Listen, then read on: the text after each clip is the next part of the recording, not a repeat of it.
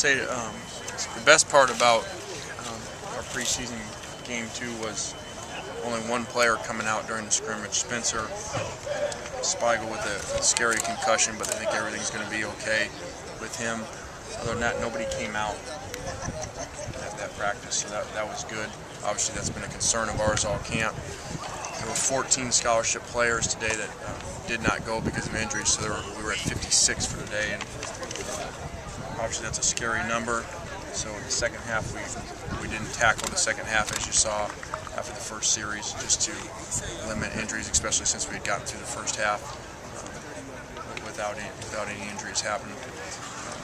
I was pleased at times with the run game. I think we ended up with probably about 250 yards on 42 carries. So that was good to see that get going. That was kind of an emphasis of the day. That Mitch played well again. Matt did some good things. Markeith Ambles, I think, was the leading receiver. So there were some good things. Are you concerned that the number one offense can't seem to get on track against the number one defense? Yeah, it seems like that they do some good things and then too many negative plays. And so we've got to limit those. There was a sack there on the first drive after a first down. So we just got to do things right and more consistent. Go from there. How would you assess how Matt Barkley has performed so far in this training camp? Really well. I think he's had a very good camp. I think his scrimmages have probably been B's. His practices have been A's for the most part. So we're pleased with where both those guys are at. Exciting to have two guys. To see Mitch's development is, probably one of the brightest spots of what we've done with this roster, I think, as far as seeing where he is now compared to where he was the first day that we got here. As far as the first spring practice with him, it's come a long ways, and I think he feels very comfortable in the system and feel very comfortable. Will he face the ones at all in the next preseason game? I mean, he hasn't had an opportunity yet to go against that first team defense. Yeah, we flopped him today right there at the end, and then I think the drive went so long with the ones. I don't think we came back with him. We were going to do it there at the end, but we just kind of wanted to get to the threes and get out here with no more injuries. So he does it in practice at times. Happy with what you saw from Bryce? Pardon? Happy with what you saw from Bryce today? Yeah, Bryce continues to do things well. I think that, that as we look at it as a staff, Bryce is probably, he's put himself probably into those, top 3-4 receivers, and we'll look to play him a lot. How come Houston did pretty much all of the place kicking today? Yeah, like I mentioned, whenever that was, when you guys asked me, he's kind of taking the lead there, and it's good to see today. He made all the extra points, made a couple field goals, so we're pleased with his progress right now. Nikhil, does he show you something different every day, something special? See that? Yeah, he's kind of, he's kind of the defensive version of Dylan as far as, he can do so many things. He plays nickel for us, plays outside for us, and you just saw him return kicks as well. That's pretty unusual for a guy. Dylan had 15 practices from the spring. Nikhil said whatever, 12, 13 practices, whatever we're at. So I think he's going to be a really special player for us. How about that the corner spot opposite Charisse? Did anyone stand out today for you or make a move in that? I don't know. It's too hard to tell off that. Torrin Harris had a great day yesterday. Bachum's made some plays. And Roby shows up all the time. What's it look like? Your depth at safety. What do you? Or is that a wrong word? Yes. That is the wrong word. There is none. We've got two safeties in our starters, and then we've got a couple true freshmen.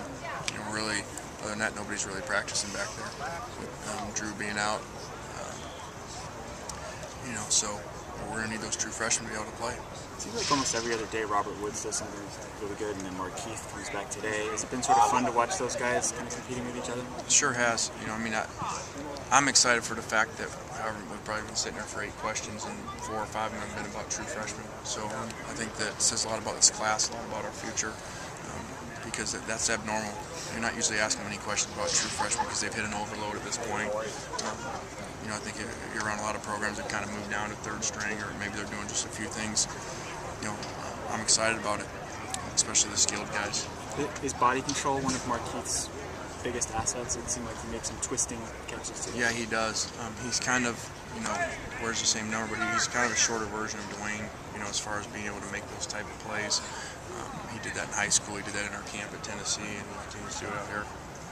It seemed like you were moving the tight ends around a little more in response to not having Stanley out here. Is that an accurate assessment? Yeah, not playing Stanley today, and Hunter Simmons being our only fullback. We've got to use those guys in some different roles and move them around. And then we didn't play Rhett very much. We played him for a couple series and then pulled him out. And so, what kind of a camp has Prater had compared to spring? Yeah, it's very similar. Both fall and spring he's been hurt. So I don't think we've seen him at 100%. I know we haven't seen him at 100% yet.